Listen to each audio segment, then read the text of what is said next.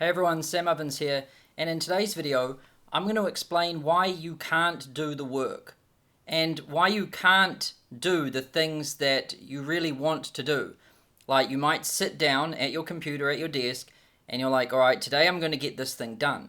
And then you start doing it, and then very quickly it's like your arm is just getting pulled away to click on that next tab and open up social media, Netflix, YouTube, or anything that isn't the thing that you want to do. And it's like the thing that you're getting pulled towards is just so powerful that you have no chance. And this just keeps happening. You say you'll do it tomorrow, but then tomorrow becomes today, and then you put it off for tomorrow, and then tomorrow becomes today, and it keeps going like this. And each day it gets worse. So why can't you do the work? Or why you can't do the work? So last week, I created a video on YouTube, and it was called What I've Been Doing Recently. And I'll include a link to beneath this video to it if you haven't seen it. But towards the end of the video, I got you guys and girls, the viewers, to tell me some of the problems that you're facing on a day-to-day basis in the comments section so that I could shape and mold my future content, like this video, to help solve those problems. Right? And what I did is I read through the comments, and they're very interesting.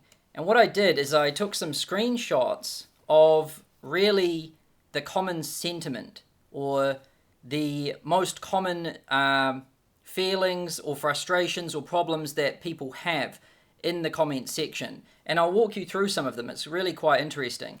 So the first one by Guillermo Fleets, sorry if I said that wrong. But here's his, and you can pause the video if you want to read it. But it says, biggest problem is procrastination and just having a hard time actually wanting to do the work. Please make a video on this. And it got a lot of likes and comments. And I think this guy, Guillermo, he speaks for a lot of people when he says this, right? Procrastinating, hard time doing the work, right? What else have we got? Here's Zach Weiss, and he says 1, lack of ideas, 2, lack of direction, 3, how to manage depression and low moods, actionable methods, and how to stay consistent over a long period of time. Kind of similar. What else we got in here? Then David Broad, lack of discipline, not working as much as I should. And one more from Jacob Ovando. And he says, inconsistency and only having bursts of energy to do things, but after that laziness settles in and the cycle repeats. Right? Now all of these are basically saying the same thing. I can't do the work, or I have great difficulty doing the work, or even when I do the work, I will stop doing the work before long and struggle to do the work again, right? And this is honestly like a really common problem. Like everyone in the world, first of all, has this, right? Until they figure it out. And it's actually quite interesting. And like no one really talks about it. They mostly, with business advice, it's mostly about tactics and strategies, or how to implement this method to get customers, or how to use this technology or whatever. But no one really talks about the reason why someone wouldn't want to do the work, or why they would rather do something else instead, which is quite interesting. And so a lot of the time people ask me, they're like, Sam, how are you so disciplined, and how do you work for like 12 hours a day, 6 days a week, for like years on end? How do you stay focused, and how do you motivate yourself, and how do you stay so disciplined, and how do you do all of these things? And they paint this picture as if I'm like some superhero or something, right? And it might appear that way because I can do the work like consistently over a long period of time. But if I'm being completely honest with you, it's because I love doing it, right? And the thing is when you love doing something, it's hard. Your problem is stopping doing it. Believe me, I have this problem. I have the inverse problem that what you guys are saying in these comments. Like, you guys are like, you know, what was the first one? Procrastination and just having a hard time actually wanting to do the work. I have a hard time wanting to not do the work. My wife has a hard time getting me away from the work and getting me to take a vacation or getting me to go outside or getting me to do anything that isn't the work, right? So I have the opposite problem. And so when you love the thing that you're doing, you would rather do that than anything else. So you don't have a problem with like focus and discipline and all of this other stuff. Like, because you love doing it. It's what you do it's what you would do even if you didn't get paid for it, honestly. You're obsessed about it, and it's like you're always getting pulled towards this thing. You can't not do it, or when you go to do something that isn't it, you do it with great difficulty, right? So, really, the secret to this is discipline and motivation and focus and all of this stuff. It doesn't really work. Like, it works in small doses. Like, you need to have some focus and some discipline and some productivity and time management. You need to have these things, right? But you can't rely on these things day in, day out all the time, because you need to love what you do to be able to do it consistently and to really succeed and do well at it. So the secret really is love. And what's interesting is in one of Michael Jordan's documentaries, which I highly recommend watching, it's called Michael Jordan to the Max. I'm pretty sure that's what it's called, or a similar title. It has To the Max in it. But go check it out. It's an awesome documentary on one of the greatest sports people of all time. And in the documentary, right at the beginning, Michael Jordan is asked, like, what's the secret to being the best basketball player in the world? And I'm like, oh man, this is going to be interesting. And he says, the secret is to fall in love with the game, right? And he says that all the time, parents of children the parents want the children to be like pro basketball players. They're always asking Michael Jordan, like, for tactical advice and strategic advice. Well, how many times should he train? What days should he train? How many hours a week should he train? What about stretching? What about this? What coach? Like, you know, all of this different stuff. Very tactical, very strategic. But Michael Jordan would always say to them, like, look, stop trying to, like, structure and control, like, what your child is doing. Like, the secret to him or her being the best basketball player in the world is for them to fall in love with the game. They have to develop a relationship with it where they love it. And if they do that, then everything else will just happen, right? Like, no problem exists when you love something, because you'll just figure it out. And so that's what he recommends to them.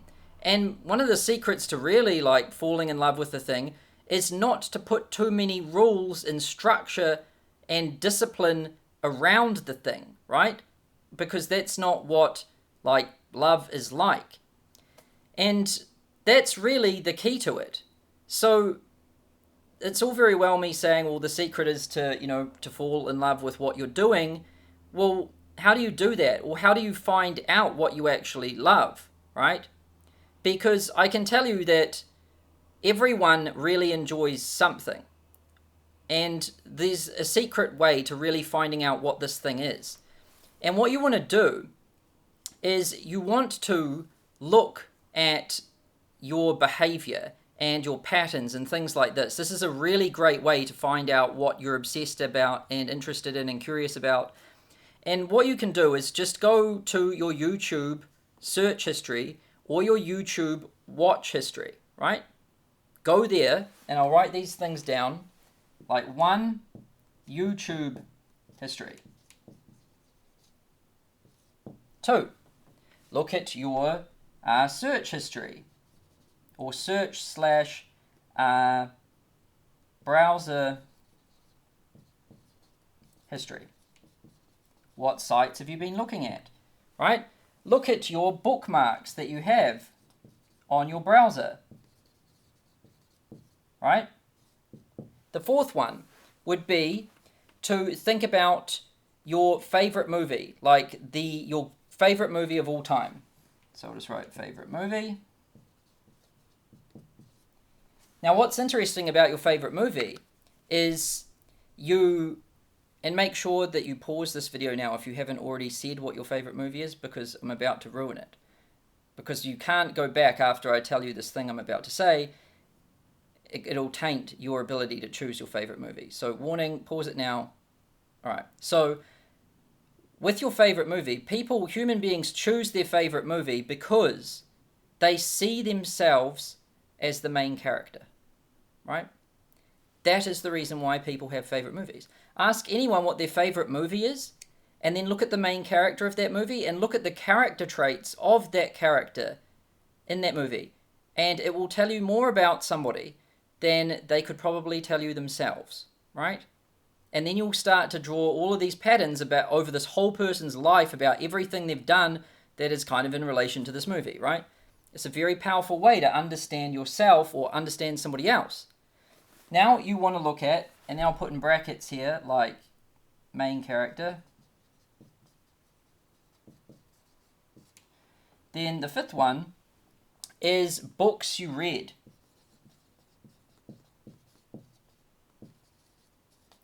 Now, everybody has books, right? But not all books are equal. Like, some people have books and some of them they've never read. Some of them they've picked up and read a little bit of them and never picked up again. And some books people have tried to read again and again and again, and they can never actually read the whole thing, right? But then there is some books that people have read cover to cover, like full front to back. Those are the books that I'm talking about. You want to make a list of those books. And if you've ever read a book more than once, that goes at the top of the list, right? Books you read. Now, what else you can do is, if you have a boyfriend or a girlfriend, or even best friends, parents, right? People that spend a lot of time with you, maybe even co-workers, just someone who is in close proximity to you a lot, right? You want to ask them, what do I not shut up about?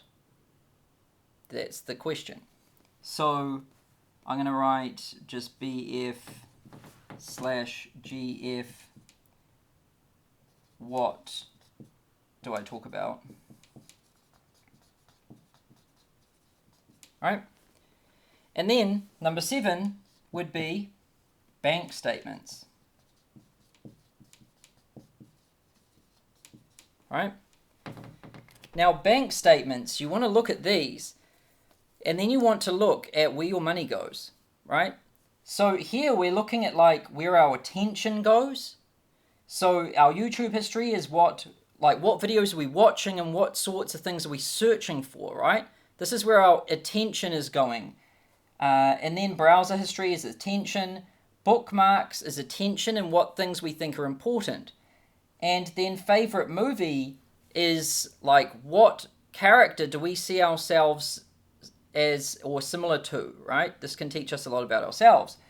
Books you read, attention, what do I talk about? That's obviously what you are interested in and have going through your mind all the time.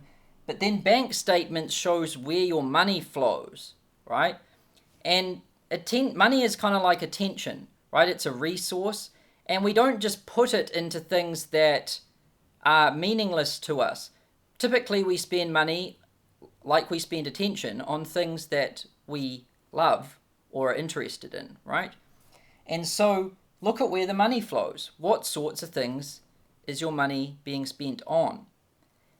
Now, once you've done all of this, you want to take some time to honestly do this. It'll be it'll teach you a lot about yourself. And that's really the purpose of this exercise, is to know yourself. Because until you know yourself, and I'll just draw a picture of you.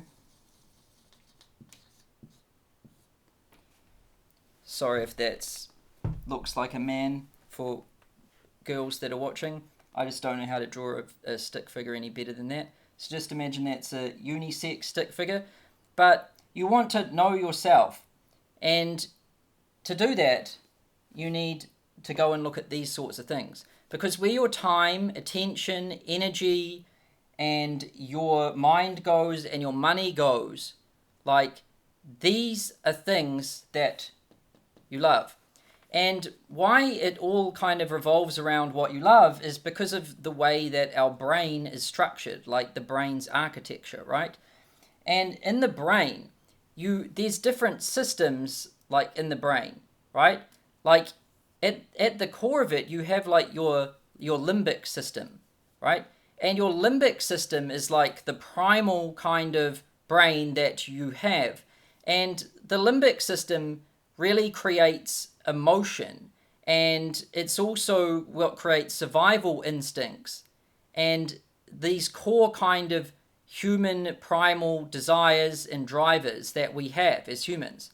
And the limbic system is like the logic, rational kind of conscious mind that we have, it is booted on top of the limbic system, right? So if you took out the limbic system, like the conscious system, it wouldn't operate properly. A human being wouldn't operate properly. And if you took out the limbic system, you wouldn't have any emotion. So not only would you not like dislike anything, but you wouldn't like anything either. Because the same kind of system that makes you really love something is the same system that makes you really hate something, right? And the same thing that makes you motivated is the same thing that makes you demotivated. It just has attachments to different things. And the key to this is to find out what you love, or more scientifically, what things your limbic system has developed an attachment to, right? Because our conscious mind sits, it's like booted on top of the limbic system, then no matter how much logic or reason or planning or any type of human conscious effort that we put in, no matter how hard we try, our limbic system is just going to dominate, right? Because our conscious sits on top of that. So you're really screwed if your limbic system tells you to do one thing and your conscious, logical, rational mind tells you to do the other thing. That is why you can't do the work.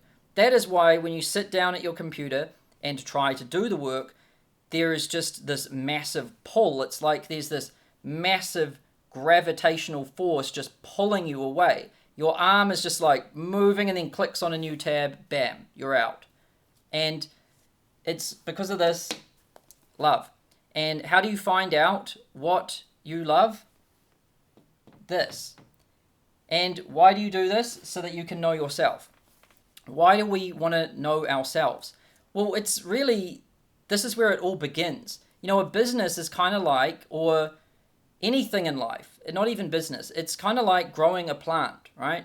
And to grow a plant, you need, first of all, a seed. Let's call this a seed. Without a seed, plant can't grow.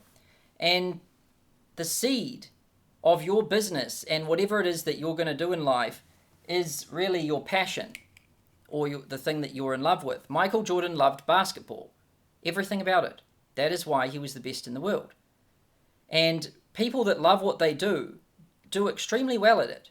Not because they're superhuman, like disciplined or anything like that. They just love doing it.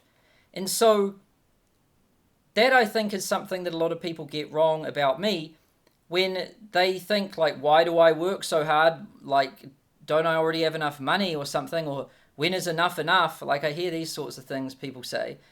And it's not about that. I just love building stuff. Like, if you want the honest answer, why do I do what I do? Well, I love building things. And when I was a kid, I used to build, like, computers. And here's actually a photo of me when I was a kid with a computer that I'd built. Now, you can see that I've got my arm around this computer as if it is a human, right? This is a sign that I love this, right? Because people don't usually hug machines, but I am in this photo. And I've always had a relationship like this to my work and to what I do. Like, you'll notice that a lot of the the videos or photos that I have, it's generally me at a desk with a damn computer on it, right?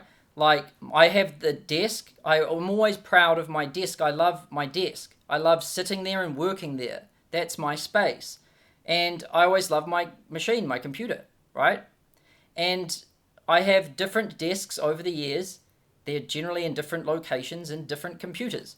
But these things are all constant. I've always loved building things, and I love using computers and the internet and learning things, right? And so it took me a long time to really figure out this pattern from doing these things. But once you find that thing, it changes everything.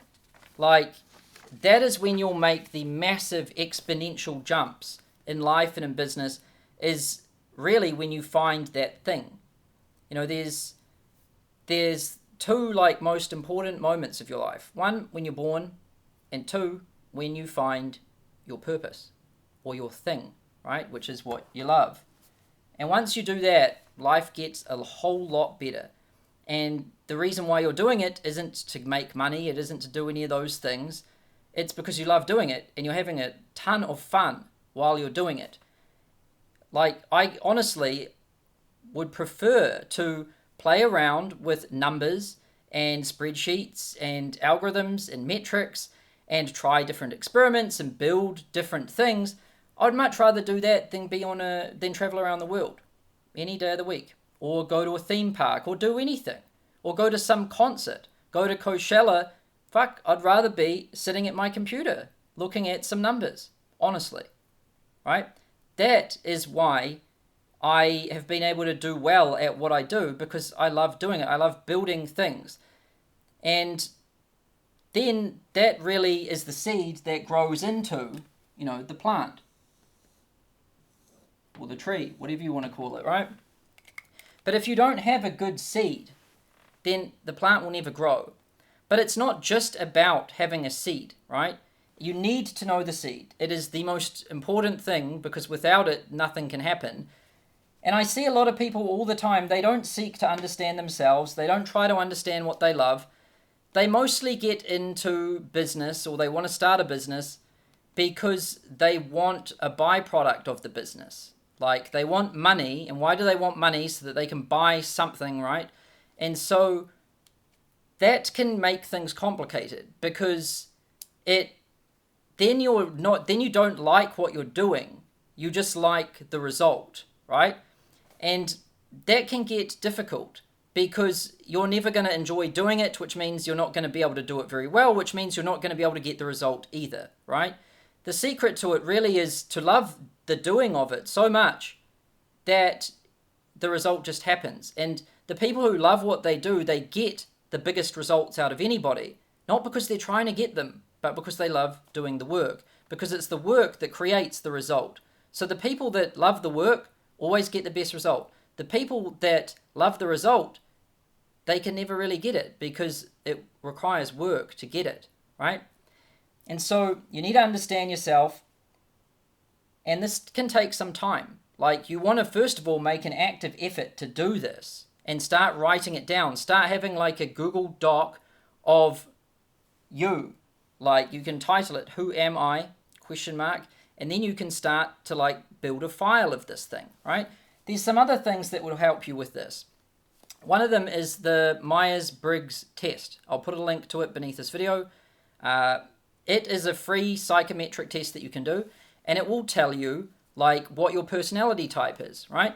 And I can tell you that I am an INTJ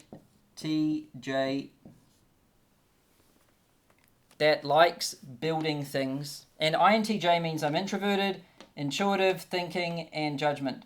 So I'm not very extroverted or outgoing. I'm more introverted, right? And I am thinking over feeling, and like planning and structure and things over like just going with the flow, right? So that is my personality type, and I know what I love. And so my business and life really revolves around this core thing. And that's why I've been able to do it. Now, there's some other things that you need if you already know what you love, and you know who you are and all of this, and you've got your seed. then how do you actually turn this into a business? This is a good question. Well, once you know what you love, let's say that you love golf, right? Because sometimes you'll get an answer like this. And I know this because I asked my friend. He's a lawyer and he doesn't really like what he's doing. And I just kept asking him, like, look at your YouTube history, look at your browser history. Where do you spend your money? What do you do? I was asking him all these questions. And it just came, the result that we got from this was golf, right? And that doesn't really tell you much about how do you start a business. Golf, right? He immediately thought, well, does that mean that I should be a professional golf player? Because it's probably too late in life to become like Tiger Woods or whatever now. And I was like, no, don't read into it like that. You have to, golf is just this topic, right? Just anything to do with golf you're going to be interested in, right? And I said, you want to start just understanding the golf ecosystem, because golf is really an ecosystem. There's players, there's tournaments, there's fields, or whatever the hell they call those things. I'm pretty sure they call them golf fields. They probably don't. But then there is the viewers and the audience, right? And then there's equipment, and there's clubs, and there's balls, and there's magazines, and then there's probably YouTube channels and websites, and there's all sorts of things that revolve around golf. There is an ecosystem, basically a collection of different objects that are interrelated with each other that come together to form this thing called golf, right? And you want to first of all just really understand the golf ecosystem and start mapping it. Like, start drawing up the different things and how they relate to each other and what the flows are both ways, and really start to understand it, and also look at like the history of it and how it's evolved and where these vectors are pointing into the future. And you can really start to understand this golf thing as like a universe that's evolving over time. And once you can do that, now you're starting to think like the golf ecosystem, right? And when you can do that, then you can start spotting its inefficiencies. And you want to start thinking, what are the problems that these different operators and participants have in this golf ecosystem thing? Like, what do the audience want that they're not getting? And there's always tons of things, so don't tell me they're fully satisfied. No human is fully satisfied ever. So what does this audience want that they're not getting, right? What do the players want that they're not getting? What do the tournaments want that they're not getting? And what do the golf fields want that they're not getting? What do the golf newspapers or magazines want that they're not getting? Look at all of the different objects and players and things inside this ecosystem and what they're not getting that they want. Now, now you're starting to identify problems within an ecosystem, right? And then once you can do that, you are able to start thinking about solutions, because solutions derive from problems. You don't start with ideas, you start with problems. And you get problems by talking to people and looking at the ecosystem and spotting inefficiencies, right? But how do you know which ecosystem to look at? What you love, right? So if you like horses, that doesn't mean that you should be a horse or to train horses or to like be a horse rider. Don't think so linear. Like, you don't, whatever the result is from this knowing yourself exercise, think of it as an ecosystem, a universe of things, right? Now, anything within here you're going to be interested in.